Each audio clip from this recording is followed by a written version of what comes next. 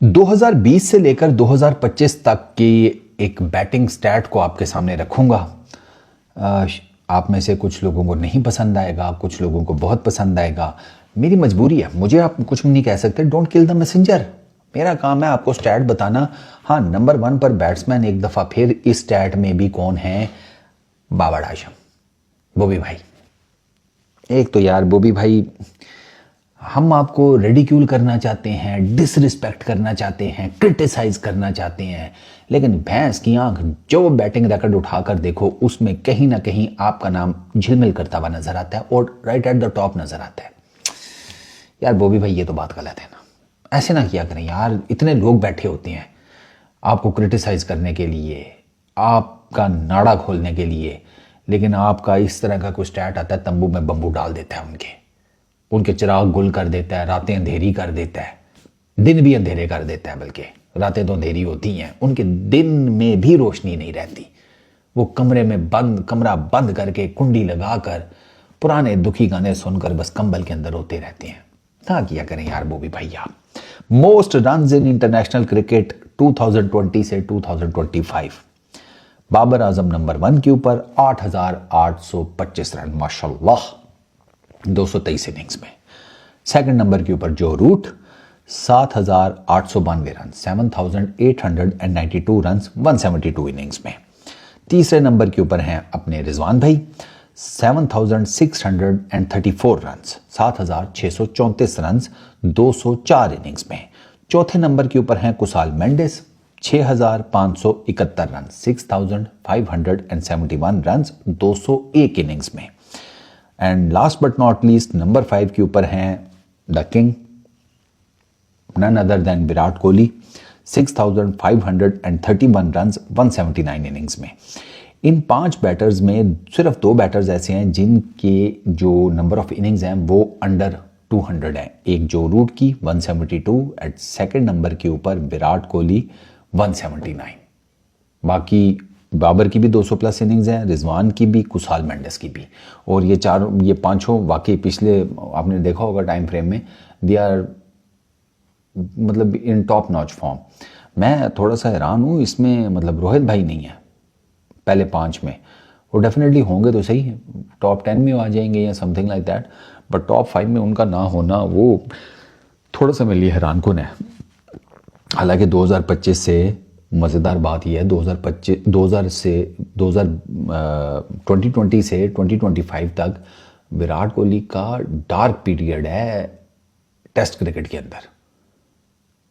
अगर विराट कोहली ने उसी तरीके से परफॉर्म किया होता जो उसने उससे पिछले 5 सालों में किया था, 2015 से 2020, ठीक है, तो फिर तो विराट कोहली के नंबर्स मतलब इस लिस्ट में छप्पर फाड़ देते भाई।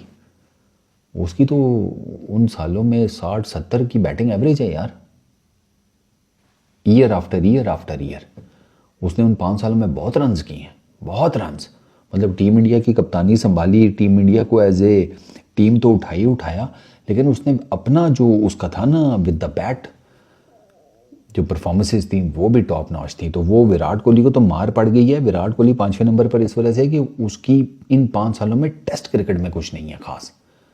होता तो ये number I am telling you बहुत डिफरेंट होते हैं। फिर डेफिनेटली विराट कोहली जो है वो राइट एट द टॉप होता।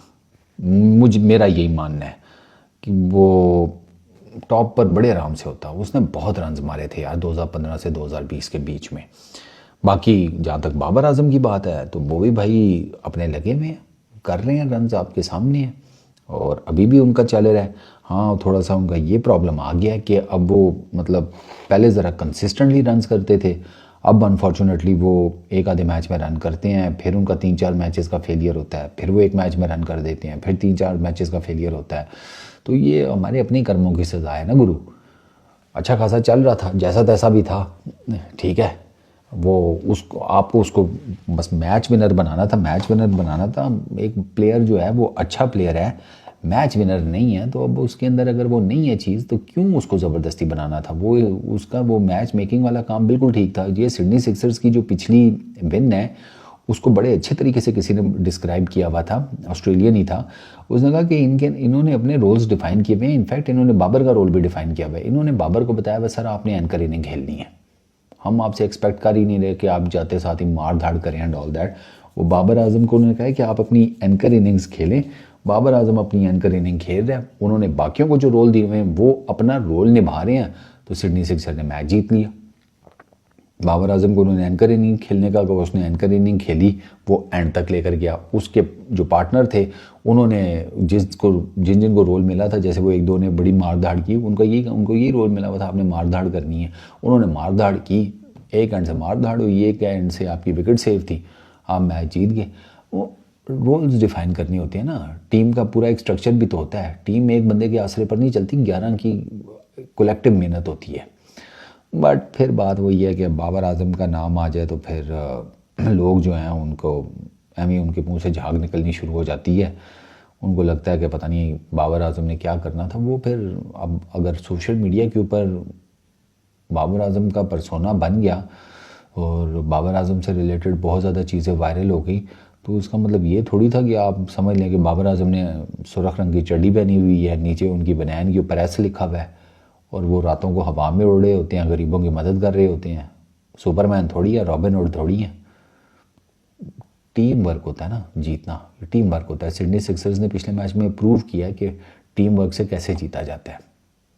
वो चीज़ हमें पाकिस्तान टीम में भी अगर हम वो क्या उसको कहते हैं ऐड अप कर लें तो हमारे लिए चीज़ें ज़रा बेहतर हो जाएंगी, आसानी हो जाएगी।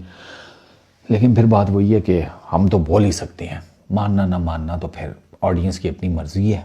हर बंदा भाई अपनी सोच में सब्जेक्टिव है, उसकी अपनी मर्ज़ी है, डेमोक्रेसी है, आज़ादी है, उसको जिस तरीके से मर्ज़ी सोचना चाहे। बाबर को पसंद करता है सो बिस्मिल्लाह, नहीं पसंद करता तो अस्सलाम वालेकुम।